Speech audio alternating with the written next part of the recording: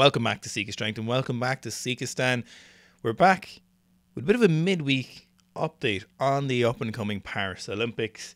In an Olympic first, the International Athletic Commission has announced it will pay gold medal winners. This is the first time this has ever happened in the 128 years of the Olympics. Now, this is unique in the fact that it is athletes getting money at the Olympic Games for their gold medal from the international organising body. So it's not new for athletes to get paid. Obviously, from 1986, athletes were allowed to be professionals. Then, of course, we had the initiation of the Olympic basketball demolition by the dream team like Michael Jordan and others.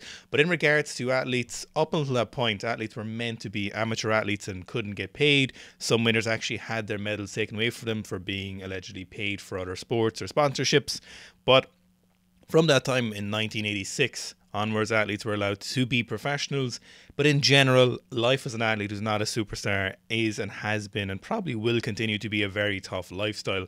Very often you're getting funding from your Olympic governing body in that country, and you get maybe, below medium wage, maybe median wage, somewhere like that. In Ireland, it's pretty decent for younger athletes who are, not trying to live alone or who are happy to kind of live a little bit more of a frugal lifestyle, usually student athletes or something like that. But very often in a lot of these countries, in any part of the world, a lot of times your life as an athlete is abysmal and it is so quickly taken away from you.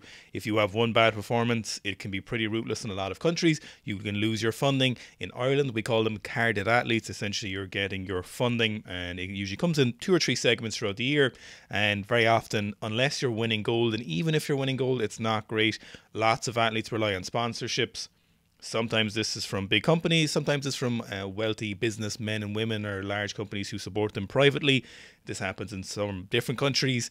But the idea of you winning money at the Olympic Games is brand new and is unprecedented from the World Athletics Association. So there might be winning events, other competitions sometimes offer prize money. You may remember the abysmal prize money from the Qatar Cup. But in certain athletics associations and competitions, they can win money, and other sports have varying degrees. Again, however, this is for the winning athlete. There is, at the Paris Olympics, going to be 10,500 athletes competing at the Games, and only a few of those are winning those international competitions and making money. So at the Paris Olympics, there's going to be $50,000 available for only the gold medal winners, but not for bronze or silver or the other athletes. There is talks of more money distribution going in 2028 in Los Angeles Olympics. And this has upset several people. So, for example, we've got the cycling boss saying this goes against the Olympic spirit. He said, the head of the cycling governing body, we really believe that this is not the Olympic spirit.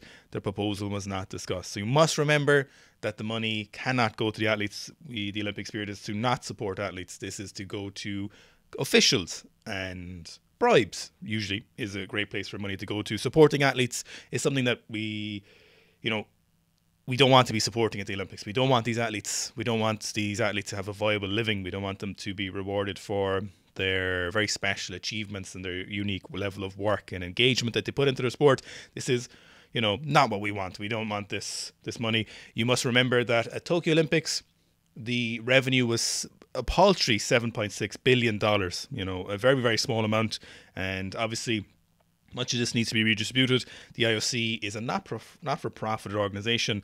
And the last 3 Olympics, of course, including this one, haven't in any way been marred by scandals. Oh, hang on. Oh, wait a minute. Sorry. That's not true, actually. Last year in June, you might have missed this, but the French police raided the Paris 2024 Olympic Committee on June the 20th as part of an investigation into embezzlement of public funds and favouritism. So authorities searched an organisation in charge of Olympic infrastructure construction known as Solidio. So they raided the offices, and while authorities have not yet revealed the exact accusations, the dramatic search of the committee's offices just over a year before the Olympics are due to begin sets a bad precedent. Obviously, the IOC gave a token pre-prepared statement, and of course, we'll talk no further of that. Now, they say the Olympics has been a hotbed for financial impropriety in the last decade, with allegations of corruption following organisation committees in Tokyo and Rio. Tokyo Olympic Organising Committee A member of that committee was arrested 3 times in the last year for allegedly accepting nearly $1 million worth of bribes related to several sporting sponsorships. 2 other high-profile Japanese businessmen have been arrested in connection with the investigation. For the Rio Olympics, Carlos Arthur Newsman was sentenced to 30 years in prison for masterminding a bribery scheme to bring the games to Brazil. And as you know, lots of different Olympic sports have, different levels of corruption and bribery allegations over the years. Weightlifting obviously had a very, very famous one with Dr. Thomas Asian. In recent years, all of the weightlifters watching this are very familiar with the details of that. World boxing has gone through some tumultuous times in regards to their corruption and allegation, both in competition and out of competition. And there is a whole host of these things. Now, you might think, it sounds like I kind of hate the Olympics, but in fact, I love the Olympics and I'll be going to Paris. I love the idea of the Olympics. I think the Olympics is a fantastic opportunity for global cooperation, for athletes to go compete at a very prestigious event, and I love the idea of it. I think it's fantastic. The buzz, the enjoyment, the recognition, the competition. These athletes live and dream and want to get to the Olympics, and I think they should be given an opportunity, and I think sport is absolutely crucial for everybody, and this is a great way of supporting all of that. However, the corruption and the neglect of athletes is an absolutely abysmal situation. So, a lot of you might already be thinking, you might have made a comment already, you might be thinking, hang on a minute, has something spurred on this decision by the International Athletics Association? And you'd be right. The enhanced games, I believe, is probably the biggest catalyst for this change. In 128 years, we've seen absolutely no indication that the Olympics would pay athletes at the Olympics. So obviously, some countries get medals of varying degrees. For example, it ranges from Canada gives their athletes $16,000 for a gold, which I think is pretty abysmal, and then all the way to Singapore, which gives something like $750,000 for a gold at the Olympics. Now, the enhanced games are an event supposedly happening next year, and this is an event where the athletes won't be drug tested. This is essentially the quote-unquote steroid Olympics. This is something supposedly going to be happening in Australia. Supposedly the athletes will be, tutored and investigated by doctors to ensure they're safe, but they very diligently and purposely won't be tested for performance enhancing drugs. Now, the idea behind this was that they would either have some serious performances across a select number of sports, not quite as big as the Olympic Games, but it would still be a very large event. However, a lot of people have been skeptical, us included.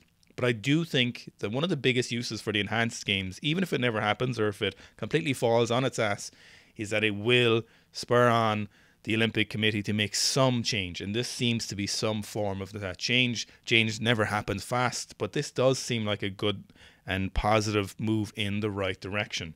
It only impacts a few athletes, of course, the gold medal winners, but it's certainly better than none.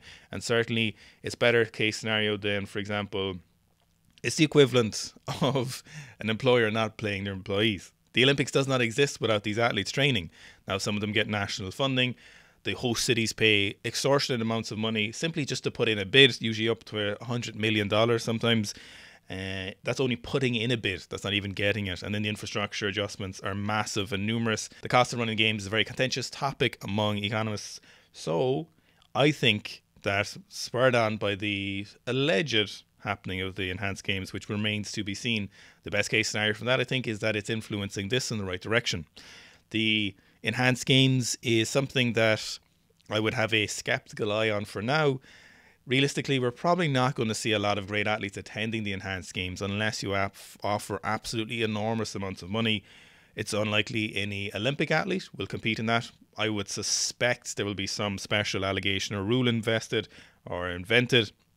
where if an athlete competes at the enhanced games, they'll be banned, a la the Ed Cohen rule that WADA began with the IPF. Whereas if you associate with someone who's tested positive, or coached by an athlete, or a coach who's been banned by the WADA, that you would then be banned as your athlete yourself. And this has been a heavy-handed rule.